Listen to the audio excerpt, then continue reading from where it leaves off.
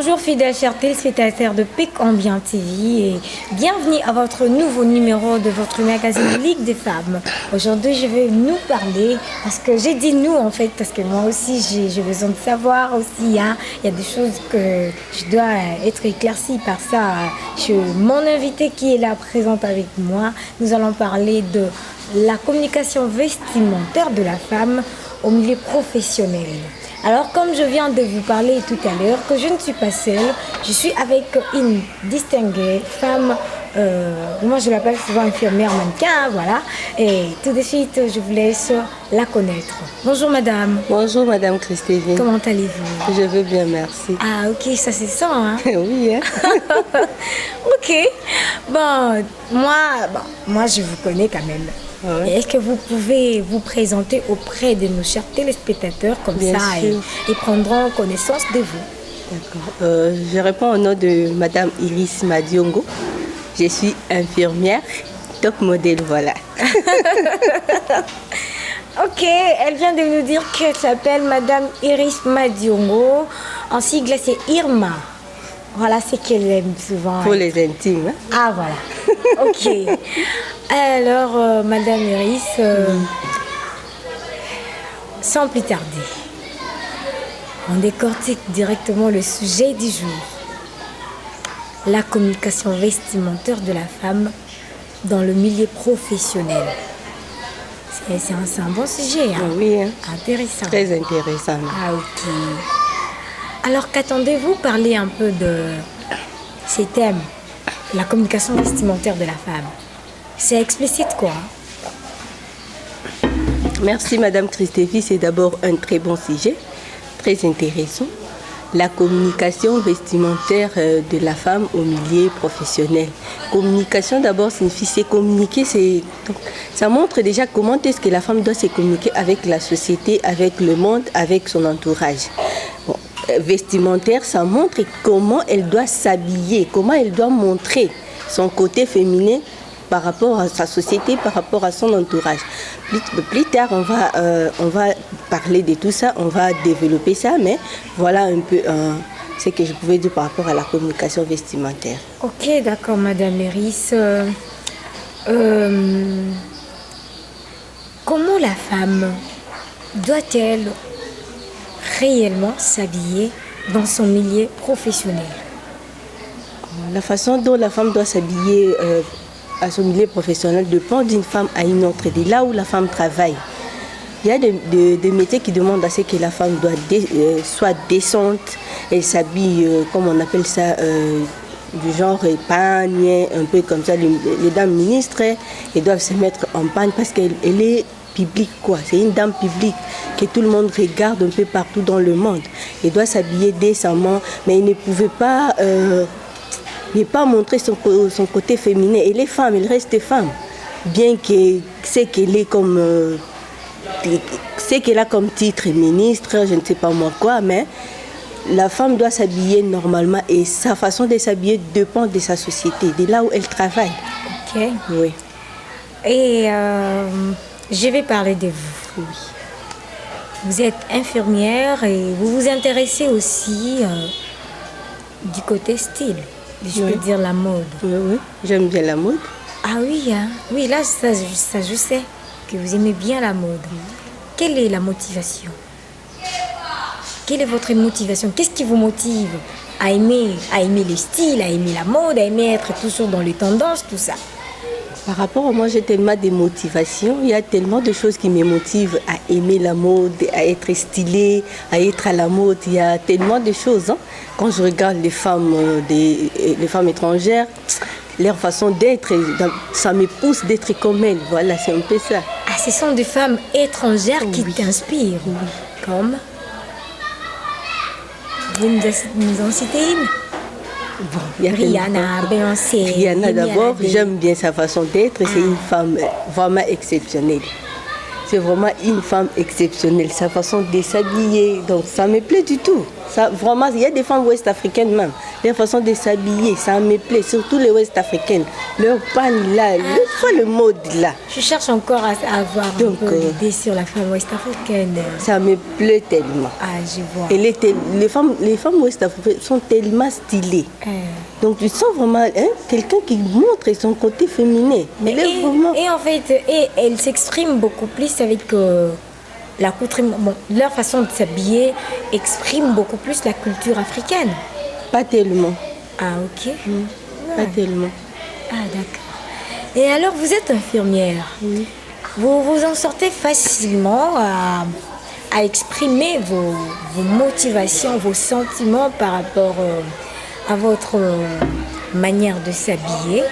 Est-ce que vous avez la facilité de vous exprimer?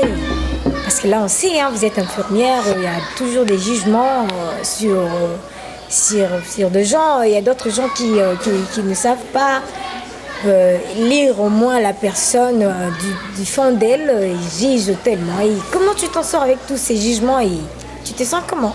En fait, les jugements, d'abord, je ne peux pas rester là-dessus parce qu'on est dans un monde, même si tu ne fais rien, les gens te jugent comme ça tellement. Te voir déjà, les gens peuvent tout dire de toi.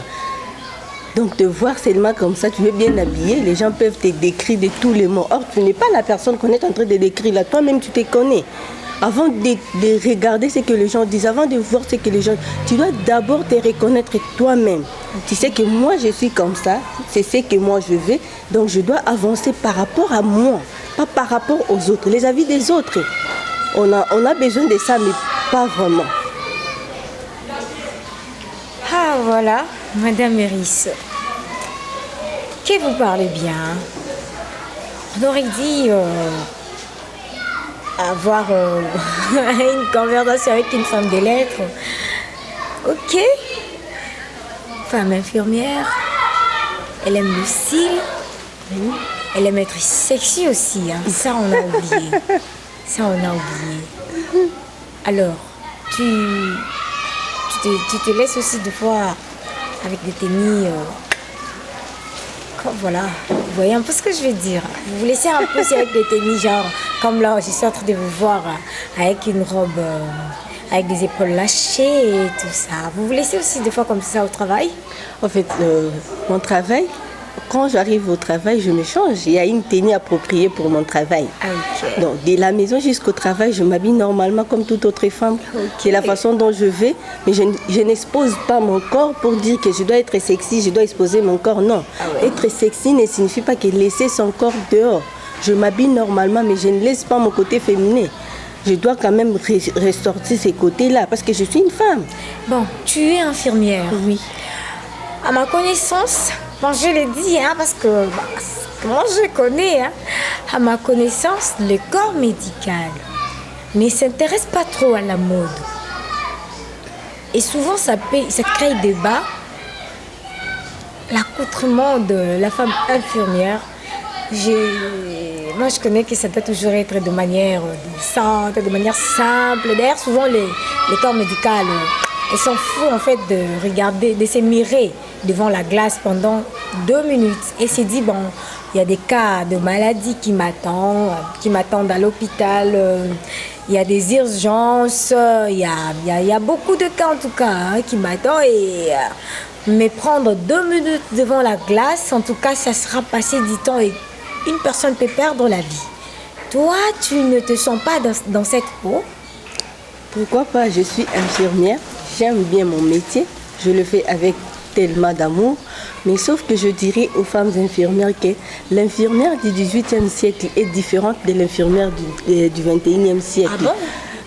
Il doit y avoir une différence. Parce que la femme infirmière qui était au XVIIIe siècle ne peut pas rester jusqu'au XXIe siècle comme ça pour dire que je suis infirmière, je ne peux pas me mirer, je ne peux pas mettre le maquillage, je ne peux pas faire ceci, je ne peux pas m'habiller de telle façon. Non, avant d'être infirmière, on est femme.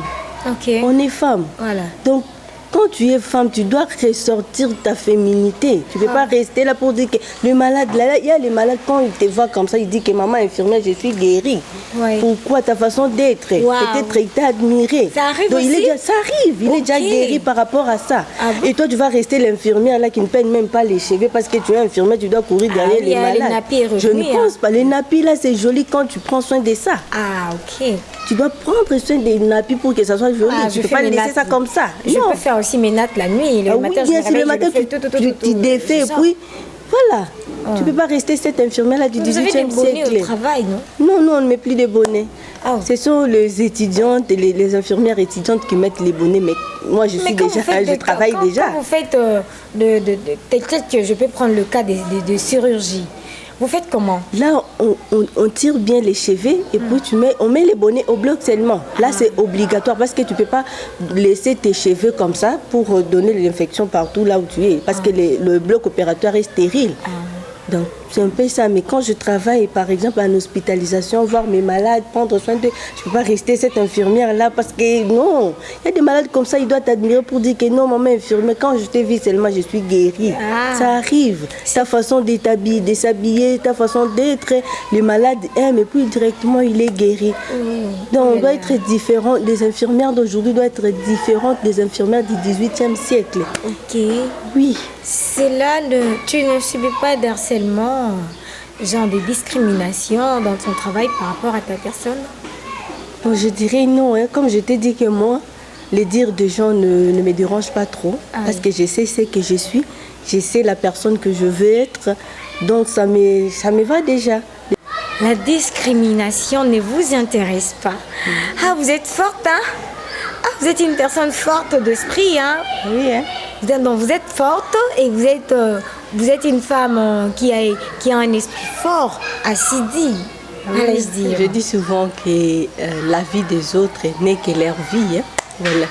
C'est tout ce que j'ai dans ma tête. La vie des autres ne me concerne pas. Les regards des autres et tout ce que les autres peuvent dire. En tout cas, là, c'est pas mon problème. Ah, ok. La vie des autres ne vous intéresse pas. Félicitations en tout cas, madame. Merci. Parce qu'il y a d'autres personnes qui ont dû changer leurs attitudes, leur propre personne à eux, à cause des autres, à cause des durs des autres, tout ça. Et on ne sait pas en tout cas se retrouver parce qu'on m'a tellement mal regardé, on m'a tellement mal parlé. Et les gens ne m'apprécient pas tellement et voilà pourquoi je veux faire ce que les autres veulent. À vous, vraiment, vous êtes à féliciter, madame. Merci. Ok. Alors, nous sommes à la fin de notre émission de Ligue des femmes et j'étais avec madame Iris Madiongo, l'infirmière mannequin. Je tiens à me rappeler juste sa personne et avec moi, votre humble servante, Christ Vitencia Munzinza. Et je vous dis un très merci à vous tous, les chers téléspectateurs de PIC Ambiant TV. Alors madame, nous avons fini. Ici, c'est termine notre conversation d'aujourd'hui. Vous avez un mot à dire, vous avez une salutation à passer à une personne? Je dis merci à la télévision PIC Ambiant de m'avoir reçu sur ce plateau. Je dis merci à toute l'équipe pour votre loyauté, votre amour, votre dévouement. En tout cas, grand merci, coup de chapeau à vous. Merci. Voilà, je salue toute ma famille de là où vous êtes. Et là où vous nous suivez, voilà. Ok. Ah voilà, elle a dit merci à toute sa famille. Bon, moi, mes salutations, je commence d'abord par vous. Je vous salue. Ici, je vous appelle comment Tata ou bien que j'appelle simplement madame. Bon, comprenez-moi, je suis devant ma tante, devant mon invité, devant tout.